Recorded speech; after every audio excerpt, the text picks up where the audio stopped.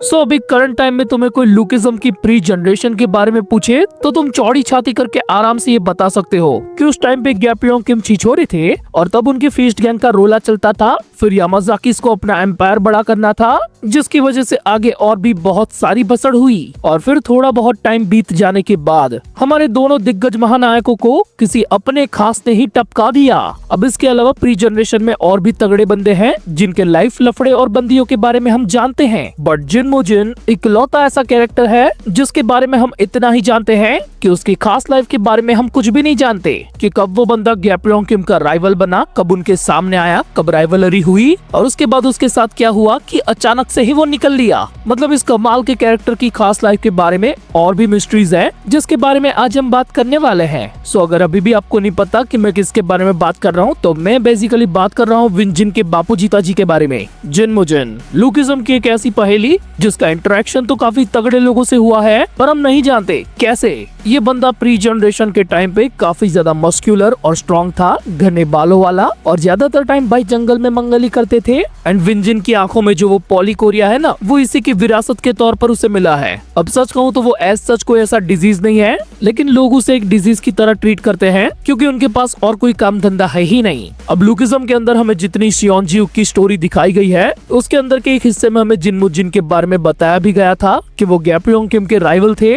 लेकिन सडनली एक दिन अचानक से वो किसी अननोन रीजन के चलते गायब हो गए और भाई ने अपनी सारी दौलत शियोंजी के पास पीछे ही छोड़ दी और उसमें वो रेड पेपर भी था जिसमें आधे ठाकुर ने कॉन्ट्रैक्ट किया था यामाजाकीस के साथ। अब इसके अलावा हमें मानवा के अंदर एक और चीज बताई गई है काफी कम मात्रा में कि किसी टाइम पे पास्ट में उसका एक औरत के साथ एनकाउंटर हुआ था जो शिनमुंग चियोन बोले तो हरामी शैमन के लिए बहुत ही क्लोज थी। मतलब कुछ भी बोल लो लेकिन प्री जनरेशन वाले डीडी रंगीन मिजाज के तो थे यार। एंड दैट्स द रीजन कि शैमन ने जिनमो जिन की असली बीवी बोले तो विंजिन की माँ के साथ इतने सितम किए और बाद में विंजिन के साथ भी उतना ही बुरा किया।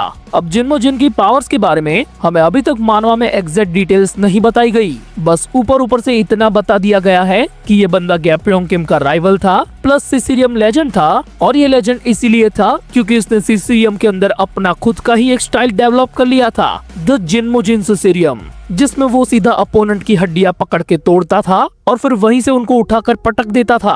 और हाँ, प्री जनरेशन के लोग उसके बारे में जानते थे और उसके डर से कांपते भी थे। और जब जब लुकिज्म के अंदर इसे याद किया गया है ना, तब तब उसका नाम भी नहीं लिया गया, बस इतना कहा गया है, दैट मैन। सबसे पहले चैप्टर 489 जब विंजिन की फाइट शैमन के भाड़े के टट्टू से हुई थी जो प्री जनरेशन का था, और उस शुगर दद्दू पर जब विंजिन के सिसिलियम का एक फटका पड़ा ना, तभी वो समझ गया कि ये कोई हाई लेवल की चीज है। इनफैक्ट उसने वो दैट मैन वाली बात भी मेंशन की और वो ये भी समझ गया कि विंजिन जिनमो जिन का ही लौंडा है। मतलब इससे हमें ये पता चलता है कि जिनमो जिन ने प्री जनरेशन के दौरान काफी बंदों को कूटा होगा जिसकी वजह से उनको अभी तक इस खास सिसिलियम का स्वाद मालूम है। फास्ट फॉरवर्ड चैप्टर 491 शियोंज्यूक versus James Lee. Well, James Lee ने चौड़ में ये बोला था कि अगर तुझे मुझको हराना है तो ये आम सिसिलियम से नहीं होने वाला, और उसके बाद शियोंज्यूक ने उसके साथ ये किया था। भाई पलक झपकते ही समझ गया कि ये तो वही है जिनमो जिन सिसिलियम। जिसके बाद आता है हंट फॉर गनार्क का चैप्टर 503 जहाँ पर रिपोर्टर किम अपने हाइडआउट में कुछ खास बातों को रिवील करती है जिसमें शायद से कुछ बातें विंजिन से रिलेटेड भी थी जो जिनमो जिन के बारे में थी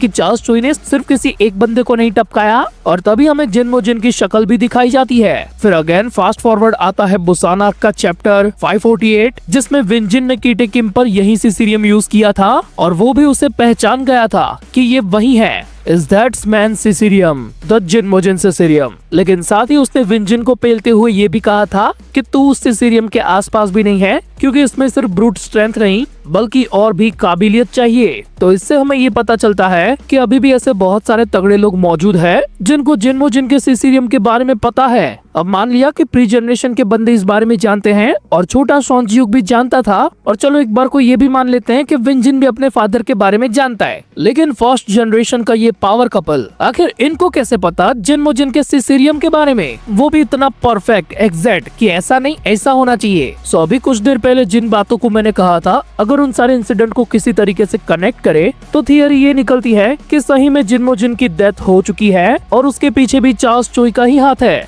बिल्कुल बिल्कुल गैपियोंग किम की डेथ की तरह। जैसे जेम्स कीटे और चार्ल्स ने मिलकर गैपियोंग किम की फील्डिंग सेट की थी, ठीक वैसे ही शायद से पहले नंबर लगा हो जिन्मो जिन का, जिससे ताज़ा तैयार हुए ये खतरनाक फाइटर्स जेम्स और कीटे को एक तरीके से ये एक्सपीरियंस मिलता कि आखिर लेजेंड्स के सामने लड़ा कैसे जाता है। और अगर एक हाथ वाला ये चार्ल्स चोई भी उनके साथ मिल जाता है तो मुझे बताने की जरूरत नहीं होगी कि ये ट्रायो कितना ज्यादा हार्डकोर होगा।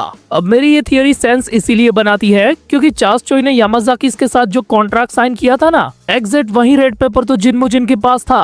और जैसा कि हम जानते हैं कि काफी लंबे चौड़े टाइम से चार्ल्स चोई उस रेड पेपर वाली बातों को भी प्रोटेक्ट करता हुआ आ रहा था, तो इस हिसाब से उसके प्लान के मुताबिक जिन्मो जिन का गेम बजाना तो बनता है। अब इसके अलावा एक और रीजन है जो शायद से इतना मेक सेंस नहीं करता, लेकिन फिर भी चलो बता देता हूँ कि चार्ल्स चोई नहीं चाहता था कि जिन्मो जिन के ओजी सिसिलियम की लेगेसी आगे किसी और को पास हो। मतलब जो बंदा गैपियोंग किम का राइवल बन सकता है वो आगे चल के चार्ल्स चोई को भी तो दिक्कत दे सकता है ना। अब अगर ये चीज हम मान भी लेते हैं कि ऐसा हुआ होगा, तब भी जिन्मो जिन की लाइफ के रिगार्डिंग इतना सारा टाइम बचता है जिसको हम सही तरीके से डिकोड नहीं कर पाते कि आखिर उस एग्जैक्ट टाइम पर वो कहाँ पर होंगे। मे बी शायद अपनी फैमिली के साथ या फिर कहीं और। तो ये थी वो सारी डिटेल्ड इन्फॉर्मेशन जो हम जिन्मो जिन के बारे में जानते थे और उसके आधार पर कुछ चीजें हमने डिकोड की। और मैं ये अच्छे से जानता हूँ कि आप लोगों के पास भी इस टॉपिक से रिगार्डिंग और भी कई सारी थियरीज है जो मैं पर्सनली जानना चाहूंगा। तो यार कमेंट सेक्शन खुला है, बिंदास दिल खोल के लिख दो, मे भी शायद हमें कोई नई चीज पता चल जाए। और तब तक के लिए